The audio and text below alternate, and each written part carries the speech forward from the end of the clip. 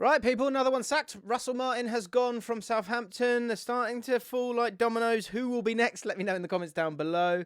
And get involved, Southampton fans. I've really enjoyed Wolves' conversation. Now, I know that seems really harsh because obviously you've lost your manager and you're upset about that. And I understand, or probably some of you are quite happy about it.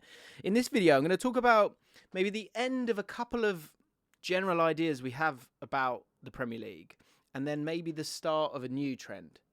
We're going to talk about Russell Martin, why he got sacked. Obviously, the results weren't good enough. But in terms of the identity of what he was about, the principles that he had, I've got some stats in front of me that I can't show you, but I can tell you because they're top secret stats.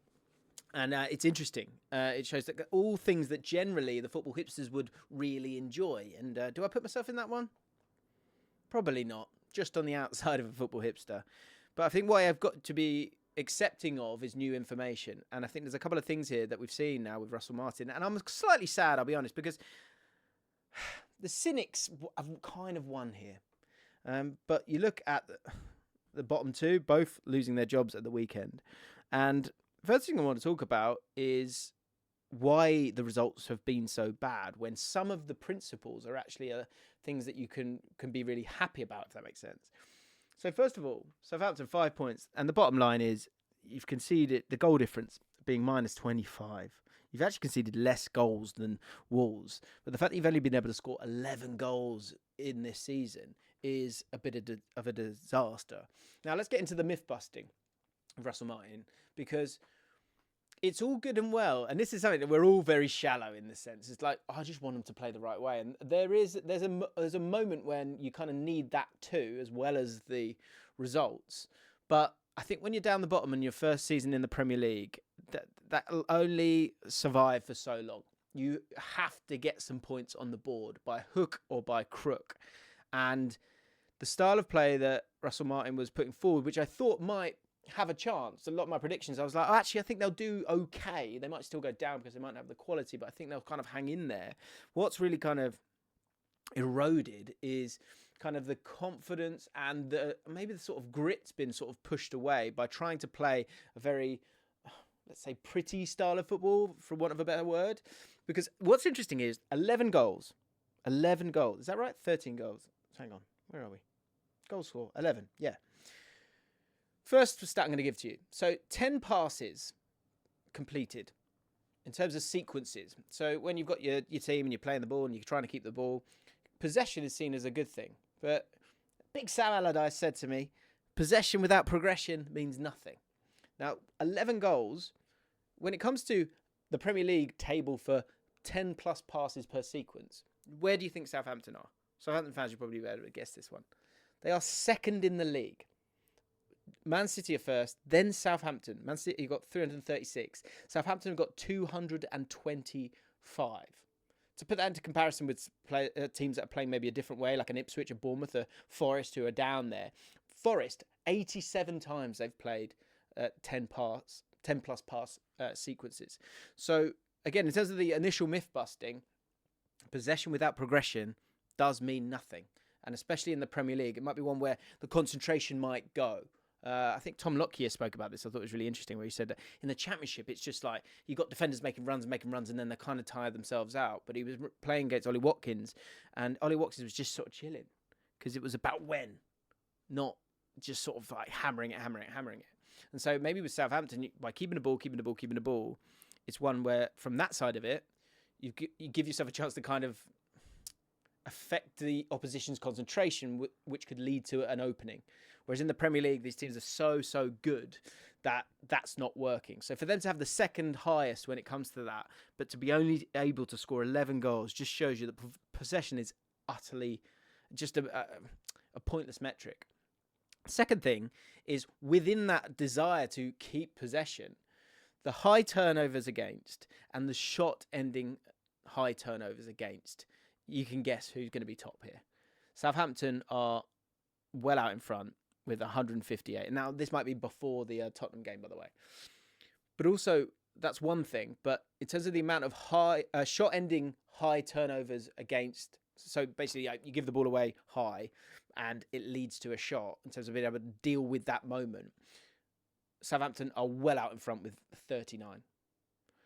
And this, again, is such a mixture. And despite good principles in terms of wanting to be able to play, if you can't work your way through the pitch and create chances and score those chances, and if you play glaring, scary passes, not in the wrong areas, because any area you can keep the ball, but in the wrong moments, that is a recipe for disaster.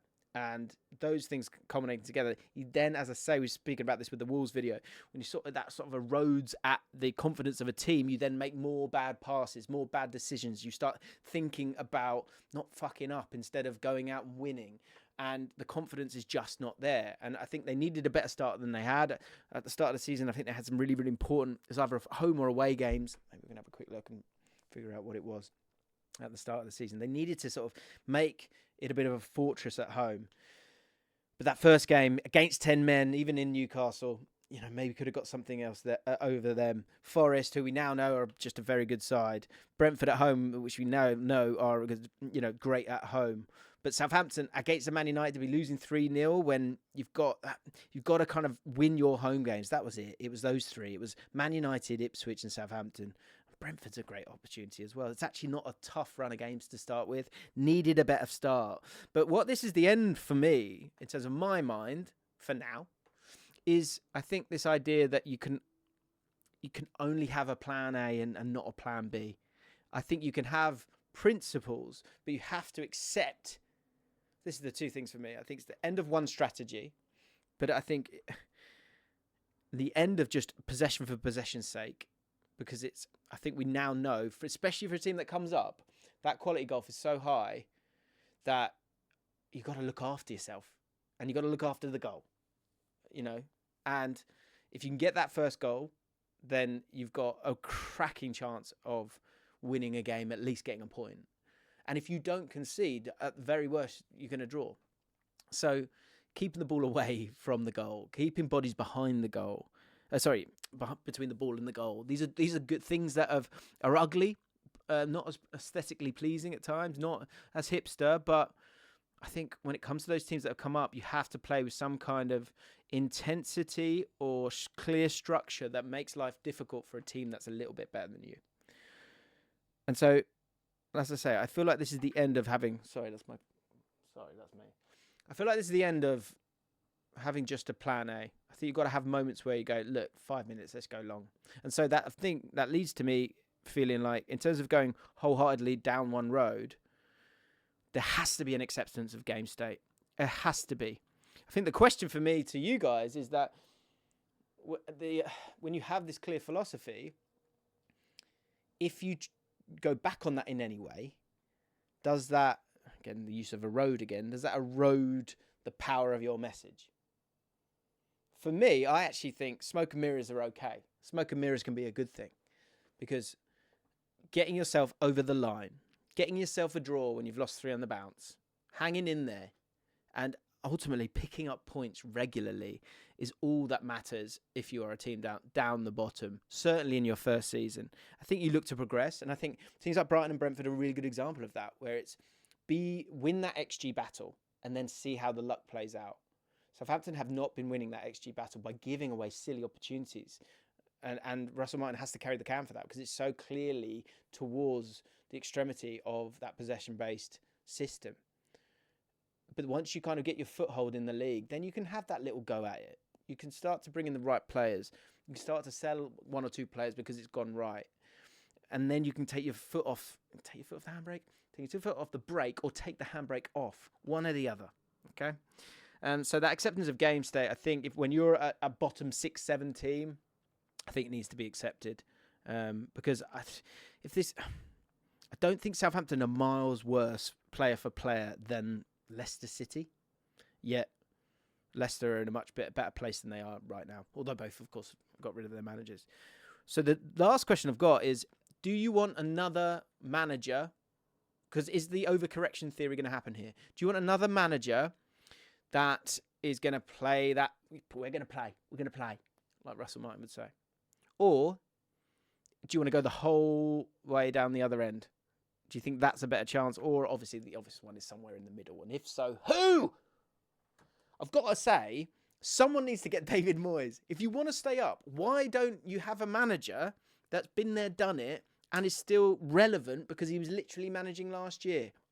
It's blowing me away. Whoever gets David Moyes is going to give themselves a bloody good chance of staying up. Is that Southampton so far one way that they need to not go this far with David Moyes? Don't cut your nose off to spite your face. That'll be my last thing. Southampton fans, educate me. Talk to me. Comments down below. And if you've missed the Wolves video, then make sure you check that one out. We're talking about him and the sacking of Gary O'Neill, maybe the learnings there for Gary O'Neill. And subscribe to the channel.